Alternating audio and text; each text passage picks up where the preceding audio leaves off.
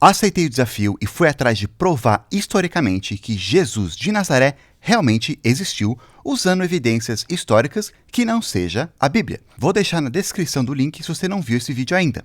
Mas, quanto mais para trás nós vamos, mais difícil fica achar evidências de alguém. E um dos personagens mais importantes da Bíblia, e também um dos mais antigos, foi Moisés, que, de acordo com a Bíblia, foi quem trouxe as leis e mandamentos que muita gente vive até hoje. Então agora nesse vídeo vamos procurar as evidências que tentam responder à pergunta: será que Moisés existiu? Bora lá! Alô YouTube! Moisés ele não só é importante para o cristianismo, como também no islamismo e mega importante no judaísmo, estando lá no começo do Torá, que nem também na Bíblia. Aliás, o Torá e o Velho Testamento são basicamente o mesmo, só tem algumas diferenças na ordem de alguns livros e algumas palavras. É bem provável que todo mundo aqui, até mesmo ateus ou agnósticos, sabem ou pelo menos ouviram falar de Moisés. Agora, como é que a gente sabe, historicamente, que Moisés ou qualquer pessoa no passado existiu ou não? Lembrando de novo que, assim como no último vídeo, aqui a gente foca em evidências arqueológicas e fazemos argumentos históricos. A gente não baseia na fé de cada um, porque de acordo com essas religiões, Moisés existiu e pronto. Mas é legal a gente ver o que se procura quando tenta encontrar evidências que alguém realmente existiu antigamente. Ou como a gente sabe se um texto ele é 100% preciso ou não.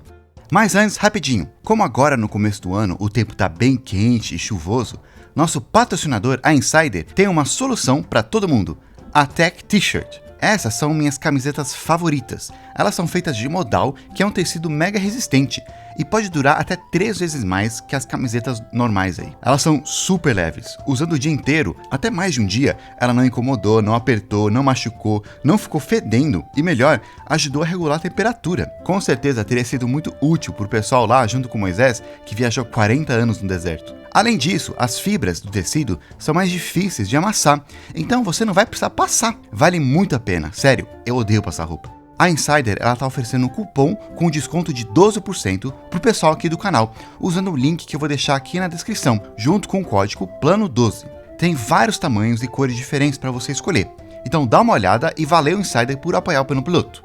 Beleza, voltando, para saber se alguém existiu ou não, a gente procura 3 tipos de evidências diferentes. A primeira são restos mortais. Você tendo alguma coisa da pessoa mesmo, você consegue com bastante precisão falar que ela existiu, obviamente. Mas tem muita gente que já viveu por aí, até mesmo reis, imperadores, que a gente não tem mais os restos deles. Nesse caso, a gente vai para a segunda maneira para provar que alguém existiu, que é achando artefatos arqueológicos que são bons. Isso pode ser estátuas, moedas, objetos, escritos em pedra, templos, cartas, etc. Mas também tem bastante gente que morreu que a gente não tem nenhuma dessas evidências arqueológicas também. E esse é o caso de Jesus e de Moisés. E é aí que a gente vai para a terceira opção, que são textos antigos. Isso não são coisas gravadas em pedras, são normalmente maiores volumes de textos. Por exemplo, no caso de Jesus, a gente falou dos textos do historiador Flávio Joséfo, que aliás, algumas pessoas falaram que o texto dele foi alterado e tal, e a gente realmente comentou que foi alterado. Mas a maioria dos historiadores, até aqueles ateus, argumentam que, mesmo tendo sido alterado, teve algum texto original, e esse texto original já mencionava de Jesus. Mas enfim, também comentamos do historiador romano Tácito. Aliás, também muita gente comentou nesse vídeo sobre Jesus que a gente não tem evidências de Sócrates, ou que tem muitas poucas, e a gente tem muito mais de Jesus. Ou seja, isso deveria fortalecer o caso de Jesus e enfraquecer de Sócrates.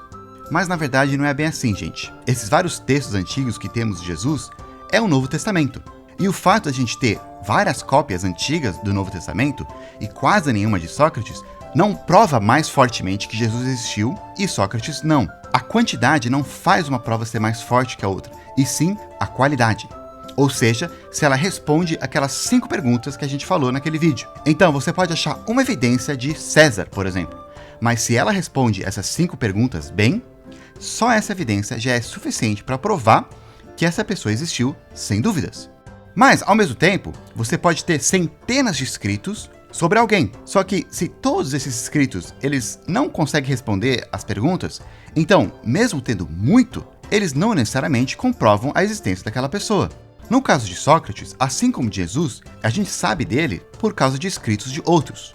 2 dos principais autores que falaram de Sócrates foram seus alunos, que gostavam dele, Platão e Xenofonte, que escreveram décadas depois da morte de Sócrates. Mas também a gente tem uma peça de Aristófanes, que foi escrita enquanto Sócrates ainda estava vivo. E essa peça era uma sátira, ela tirava sarro dele.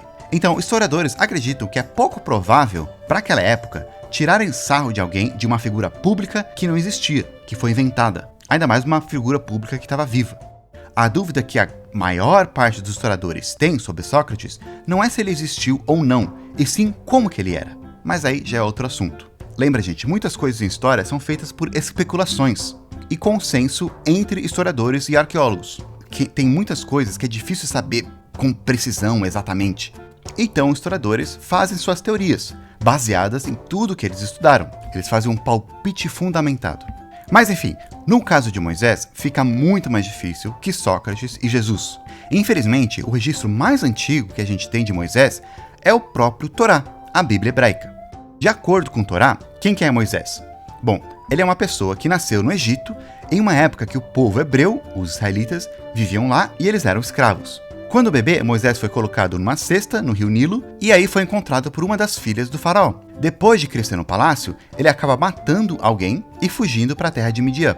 Lá ele tem uma experiência espiritual, quando Deus fala com ele através de um arbusto pegando fogo. Deus fala para Moisés voltar para o Egito e liberar os israelitas, levando eles de volta para a terra de Canaã.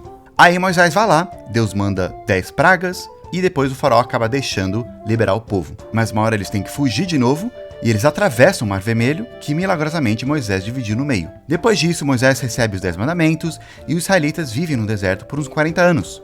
No final, não é permitido Moisés entrar na Terra Prometida e seu sucessor, Josué, guia o povo que conquista grande parte de Canaã. Beleza, essa é a história que está no Torá e também no Velho Testamento. Agora vamos fazer aquelas 5 perguntas para ver se a gente pode usar esse relato como uma evidência da existência de Moisés. Primeiro, esse texto ele combina com os registros arqueológicos? De acordo com a Bíblia, o número de homens que saíram do Egito foi em torno de 6.000. Aí, fazendo as contas para incluir mulheres e crianças, a gente consegue concluir que aproximadamente o número total de israelitas saindo do Egito era por volta de 2 milhões de pessoas. Também, de acordo com a Bíblia, Moisés viveu entre os anos 1500 a.C. e 1200 a.C.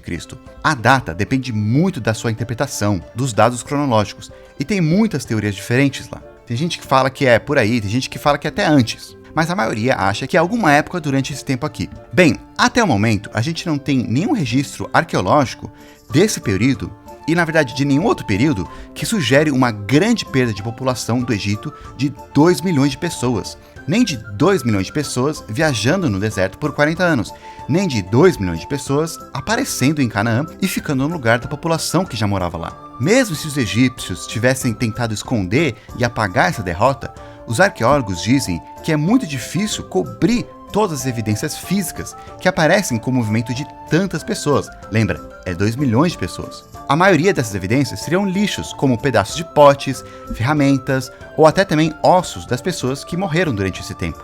Sim, alguns historiadores apontam algumas horas lá que tinha cidades que foram abandonadas no Egito e tal, mas não era uma população de 2 milhões de pessoas.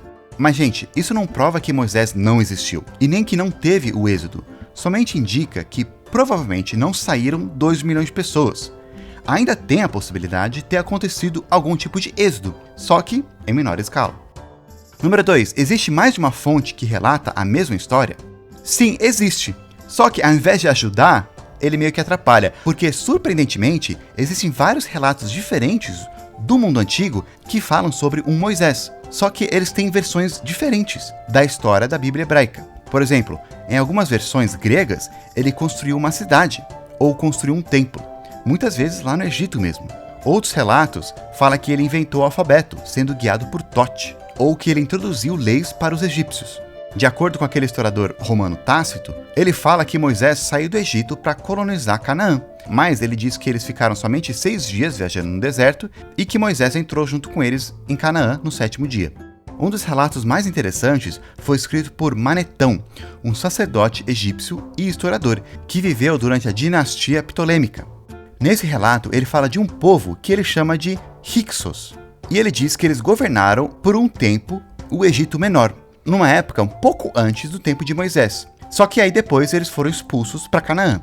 Manetão, ele também conta a história de um sacerdote egípcio chamado Osarsef, que viveu logo depois desse período dos Hyksos. Nessa história, ele conta que o faraó escravizou um grupo de leprosos, mas com a ajuda dos Hyksos, Osarsef, ele une os leprosos e eles conseguem derrotar o faraó. Aí então Osarsef governa o Egito por 13 anos, destruindo vários templos, menos o seu. Até que depois ele acabou sendo derrotado e expulso do Egito. E aí nesse ponto da história, Manetão ele muda o nome de Osarsef para, adivinha? Moisés. Então essa história e a história da Bíblia, ela tem coisas semelhantes. E essas duas histórias também têm coisas semelhantes com a vida de um faraó que viveu também durante a época de Moisés. E ele é lembrado por ter promovido um tipo de monoteísmo. De qualquer forma, como a gente viu, tem muitos relatos diferentes sobre Moisés, e nenhum deles se encaixa perfeitamente um com o outro. É difícil saber qual é a versão mais precisa, mas com eles, os historiadores só conseguem concluir que o Moisés foi um tipo de líder que introduziu ideias bem ousadas. A terceira pergunta é: o autor é tendencioso? Essa é mais difícil. Não existe nenhum relato mais imparcial sobre Moisés. Os relatos da Bíblia são obviamente suspeitos, ou seja, parciais, porque o objetivo deles é promover uma visão religiosa específica. Mas também os outros relatos de não-judeus também são suspeitos, porque a maioria deles foram escritos durante um tempo que os gregos dominavam a região, e era muito comum ter textos com propaganda anti-judeu. Então é possível que muitas dessas versões foram alteradas para tentar derrubar o relato dos judeus sobre Moisés. A quarta pergunta é bem importante. Quanto tempo passou entre o evento original e o texto que fala desse evento? Como a gente falou naquele vídeo de Jesus, o tempo desde a morte de Jesus e a primeira menção do nome dele em um texto não cristão foi 63 anos. Pouco tempo para conseguir inventar um personagem do nada e fazer um grande grupo de pessoas seguir, mesmo sendo algo mega impopular naquela época, podendo causar até perseguição. Porém, no caso de Moisés, o tempo, mais ou menos, da sua vida, até a primeira menção do nome dele em um texto não judeu, foi de aproximadamente, e arredondando, 1000 anos. Até mesmo, entre a morte de Moisés para o começo do desenvolvimento do Torá, é por volta de 750 anos. Então isso não ajuda muito o caso de Moisés, porque é tempo suficiente para o relato poder ter sofrido algum tipo de alteração ou engrandecimento. A última pergunta é sobre qual o gênero de escrita que foi usado. Como também já falei antes, as pessoas antigamente, elas não escreviam relatos da mesma maneira que a gente escreve hoje. Antes, eles davam muita mais importância na mensagem do relato, mais do que nos mínimos detalhes, como a gente faz hoje. Então, muitos historiadores comentam que muitas histórias contadas antigamente talvez tinham alguma base de realidade, mas foram bastante engrandecidas. Também existem muitos tropos narrativos comuns daquela época. Um tropo narrativo é um método de escrever usando figuras de linguagem ou um tipo de história, tudo para poder passar uma mensagem. Por exemplo, um usado bastante hoje em dia é a jornada do herói. O protagonista começa sendo alguém que tinha uma vidinha chata, ou ele sofria bullying, ou sei lá, e aí ele descobre que ele faz parte de um mundo fantástico e é chamado para uma jornada onde ele aprende que ele é alguém especial e destinado a salvar o mundo. Antigamente, também existiam vários desses tropos, e muitos deles eram usados frequentemente por civilizações antigas.